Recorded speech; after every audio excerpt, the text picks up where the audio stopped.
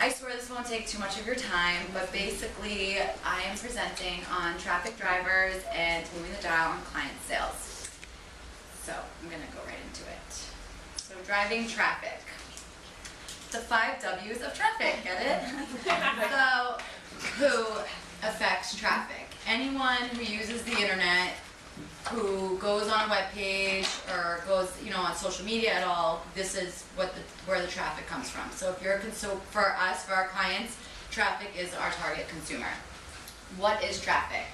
Traffic basically is your UVPM. It's how many times someone goes to a page, whether or not they get off the page. It's any web data that a website can use to see who's coming and going off the web page.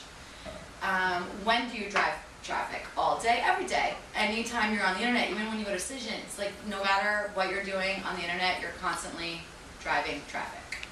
Where do you drive it to? So for most of our clients, we do a lot of SEO. So we would find a specific landing page they want us to constantly use, so AKA hyperlinking back to their website.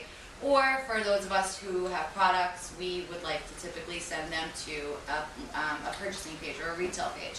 You can also drive traffic to people's retail locations. So let's say Healthy Mama is sold in Walmart, Babies R Us, we need to send, that'll be like a link in a segment or on a website. Why do we drive traffic? Fame and fortune. Obviously, you increase popularity on Google, and you also, hopefully, this results in increased sales. So some examples, how do we drive traffic? So there's a number of things that we can do as publicists to drive traffic to a website. So we can do giveaways, so you have like your First Woman, your Women's World, your Bauer giveaways. That's whether it's print, online, or on TV. If your Chiron's the right way, or if you have a hyperlink in the giveaway, you're driving traffic to their location. Influencer giftings, we do this all the time. We're doing it for Coldy's, and Musa did it, Karen's and Farms just did it. Basically, it's doing the send outs and having people go online and hashtagging or, doing the @ to people's social media landing pages, though that's another way of doing it. Reviews, we're constantly asking bloggers to review our stuff, but when we do that, we obviously ask them to plug a link. Social media campaigns, same thing as like the influencer gifting. Any Facebook contest or Twitter contest, those are really great traffic drivers. SEO and any content that you can control. So obviously we can't control what an editor is putting in, we can only tell them what we want them to do. So if we're drafting bylines or press releases or their blog posts or their social media posts, this is where SEO kicks in. You would obviously work with their team to find out their key message points. And then to stay relevant. So obviously if they're talking about the new, coconut oil is the best way to go get a tan, you can talk about it, because that's what people are looking for online nowadays. Like they're always trying to stay in the now.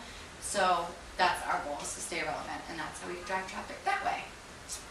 Questions on traffic? Great. Moving the needle on client sales. Cardinal rule. Manage expectations over reality. So everyone thinks that PR ultimately, we're promising them we're gonna make them millions of dollars. It's not gonna happen. That's not what we do. We can encourage sales. So by doing so, we can do a number of things. So first and foremost, the CEO profiles, those are obviously our home runs for most of our clients. Like you can do the voices behind the brand, or how I did it, or where I am and where I'm going. Those type of profile pieces are always great because it shows that they are an expert in their industry, and it provides readers or viewers with a sense of trust that they want to go buy the brand because this publication did a profile on them, so they must be great.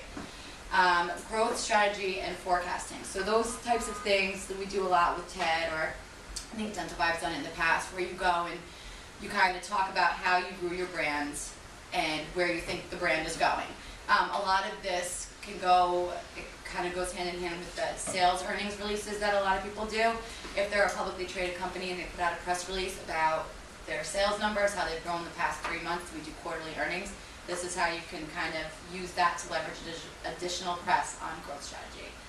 Expert commentary, even getting a line in a book or a comment on television or on a website, that also helps people grow and to trust. And then bylines, op-eds, and contributor spots, same thing. We would draft it on their behalf, but by showing that this, like, for example, Dr. Sack did a whole op-ed on medical marijuana. It was in LA Weekly, it was 2 years ago, or LA Times 2 years ago. But from there, that sparked people to be like, okay, so he really knows about medical marijuana. So like we go to him, so it just generates more and more media by using those bylines.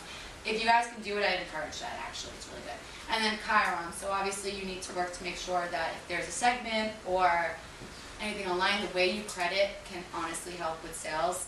If you credit them as the CEO of their parent company, it just helps, it just generates, because that parent company is what's issuing press release on their sales and earnings.